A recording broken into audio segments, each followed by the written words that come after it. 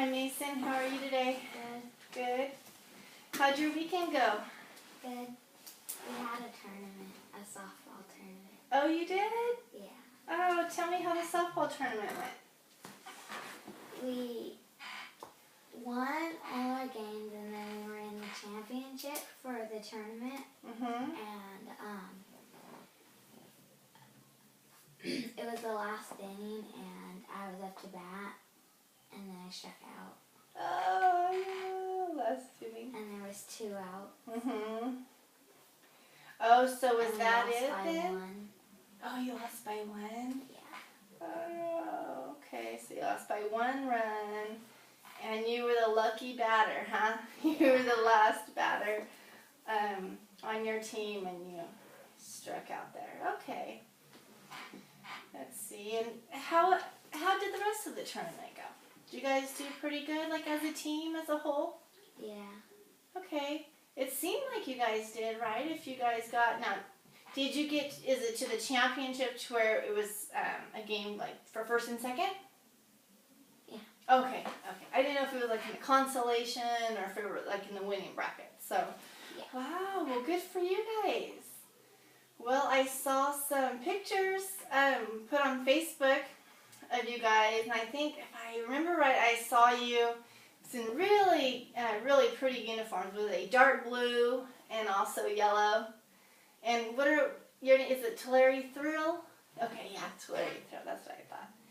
Yeah, they were really cute uniforms. You guys looked really cute, and I saw the big trophies in the background. So, okay. Well, you know, I know that we've talked about this before, and I'm just going to repeat it. I know that you know the drill now that we've spoken and met a few times, but you know, just like with anything else have we talked about, it's confidential. So, you know, whatever you tell me stays between us, and we can kind of work through it. And then, again, unless I sense something, if, you know, any self-harm or any harm to others, then you know that by then I'll have to obviously tell somebody else. But other than that, I don't think we've ran into that problem. So it's been nice to just get to know you and, you know, be able to develop a trusting relationship between us both. So the softball game, huh? Well, you know, I was going to go into kind of how we talked about in our last session, kind of like about the anger and frustration that you've exhibited in some classrooms, right? And I think we talked about last time some situations that made you uncomfortable, and I think sometimes how the teachers may have responded and didn't make you feel like you really wanted to voice and participate in the class. So I was going to plan an activity, but I think I might push that off to next session. So are you okay with that? Yeah. Okay, and let me give you just a little note of what I'm thinking. I'm thinking that we could focus on this session on maybe talking a little bit more about the stress that you were under, and you know, not only at this last at bat, you know, the championship game, and you know, striking out. Not only that, but maybe some of your fears and frustrations and even stressors that may come from, you know, kind of being on an elite all-star softball team. And I know that in other sports you excel. So I know that this is not just with softball. I know that you're a very good athlete. So I think that it might be a good session and appropriate if we just talk about some of those things. How does that sound to you? Good. Okay. So I just wanted to make sure that if I kind of redirected our session a little bit and focused on that would be okay with you. Okay. Sounds good. Okay, so tell me a little bit about how you were feeling. So let's see if I can set this setting, right? So you're in a championship game. How many runners on base? 3. 3. Okay, So you had bases loaded then. Okay. And 2 outs? Yes. Okay, 2 outs. And Mason's at the bat. Okay. Now tell me, how were you feeling before you stepped into the batter's box? Tell me how you felt. Like what was like Mason inside, right? Your self-talk. What was Mason telling Mason? I can't strike out because then we'll have to go back in and then the next inning's an open inning. And then they'll get more runs if we can't hold them, and then we'll lose. Yeah. So you kind of felt the pressure, it sounds like. Maybe a little bit of negative self-talk saying, Mason, kind of like you have to do this. If you don't do this, essentially it could lead you guys to lose the championship, right? What about, so what would losing the championship look like? How would that affect you or your friends or your teammates? They'd be sad because we lost. Okay. By 1. Yeah, they'd be sad, right? Because if you just got a hit and you scored that person in, game's over and everybody wants to celebrate, right? Okay. So, and as we know, that's not necessarily what happened. So I'm going to just kind of use the whiteboard today just to kind of draw out a little bit of the feelings. I'm going to show you, maybe, hopefully through the whiteboard, how sometimes our thoughts can cause those icky feelings. So sometimes the icky thoughts can cause icky feelings, right? And then if we can possibly change our icky thoughts and make them more positive, then it could change to more positive feelings, okay? So let me just kind of do it. Just a quick, won't take you very long. Just kind of let me draw a little chart here. Okay, so when you talked about how you were going to go up to bat, I think some of your negative self-talk, you had mentioned that striking out would lose the game, right? Okay, so the K is a baseball term for strikeouts, so I'll put striking. Don't want this to. Striking out will lose the game. Okay, and what I'm trying for you to do over here, Mason, is really kind of like the thoughts. I kind of want you to describe the thoughts that caused those feelings. So the feelings of, losing the game was, just like you said, striking out will lose the game. What else were you thinking? What other kind of, maybe more of the negative thoughts that you were having that was causing some stress and frustration for you? And maybe not necessarily even at that bat, okay? It could be when you're playing outfield, right? It could be things that you tell yourself when the ball has hit you or when it hasn't been hit you. If the ball is hit to me in the air, then if I don't catch it and I drop it, they keep on running, and so they'll score more on us. And then we'll be put in a deeper hole. Yep. Okay. And that makes a lot of sense. So not catching the fly ball, right? The fly ball hurts the team.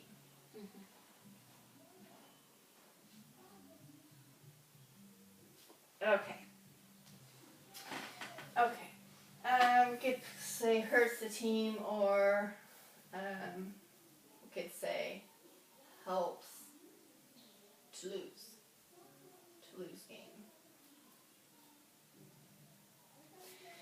Okay, so if I said one, actually, it sounds like the one big feeling that you have in a lot of these examples sounds like maybe a little bit of stress mixed in with fear. So stress as in, okay, I got to get this hit, I got to get this hit, I got to catch the ball. And fear, oh my gosh, what's going to happen if I don't? Right? So do you think that would be fair if the feeling that I put that is consistent in some of these examples you gave me would be stress and fear? Okay. So stress. And if I gave you a scale of 1 to 10, and in the moment, okay, we're going to say in the moment, what number would you give me that how you felt striking out in that last inning? A high 8. A high 8. Okay, so a high 8. Okay. Fair enough. I know I played myself, so I completely understand why that's so high. So, okay. So a high 8. Now, what if I told you, or actually, let me go back to this. What do you think has caused the stress and fear? Like, where do your feelings come from? And I know that might be a hard question to answer, but let me see if I can put it. If you had to kind of really think about, why do you feel stressed, or why do you feel scared when you go up to bat when bases are loaded and, you're down by 1 and it's up to you? It's in your head. It's in your head. Is it in your head that it's all up to you? Yeah. So I think probably the pressure of the situation that you're in probably is a big, indicator of, where these feelings come from, where these examples all come from. And it really sounds like, you have a fear of you don't want it to be your fault for the game to be lost. I think that's what it comes down to, right? And so what if I told you that none of this is true?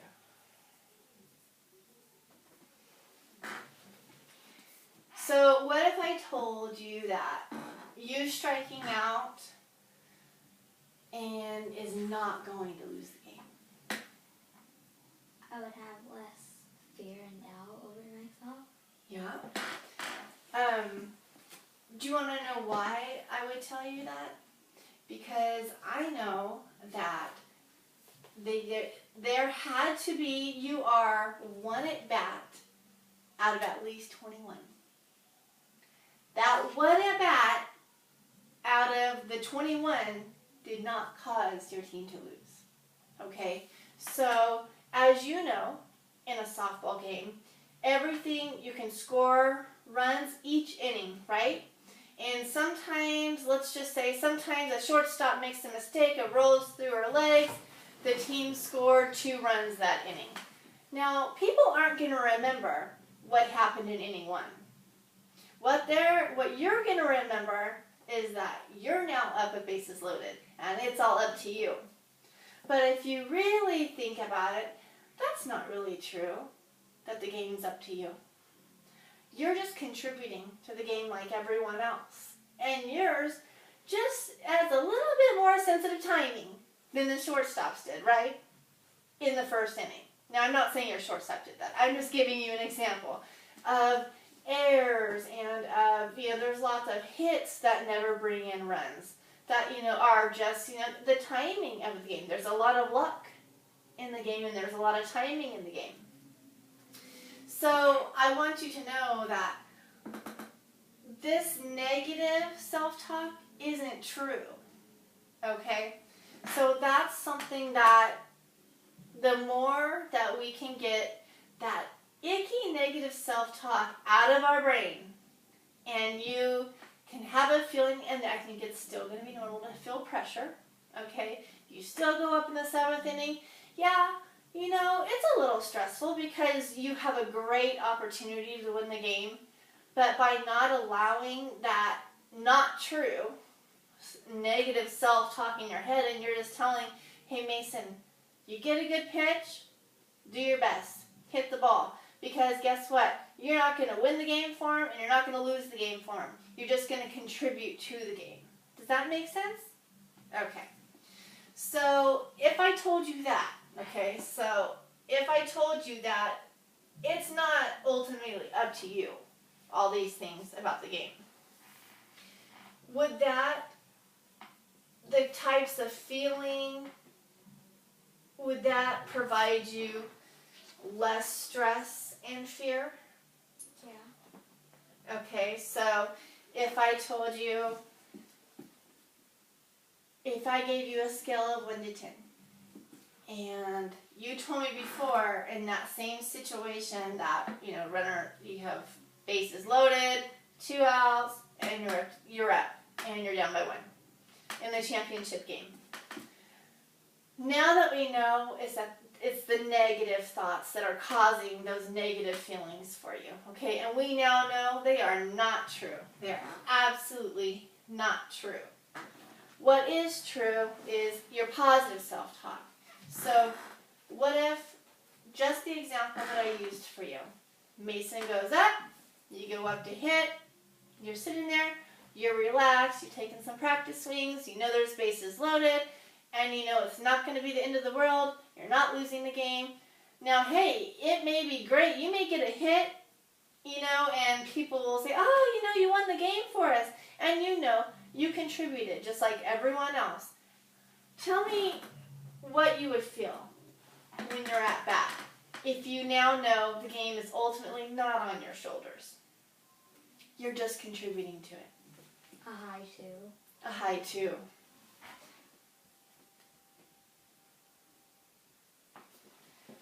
Wow, that's a huge difference, right? From a high 8 to a high 2. And I think, you know, one thing that we had talked before was that, you know, when you become stressed, then your breathing becomes kind of shallow, like your heart starts racing a little bit more.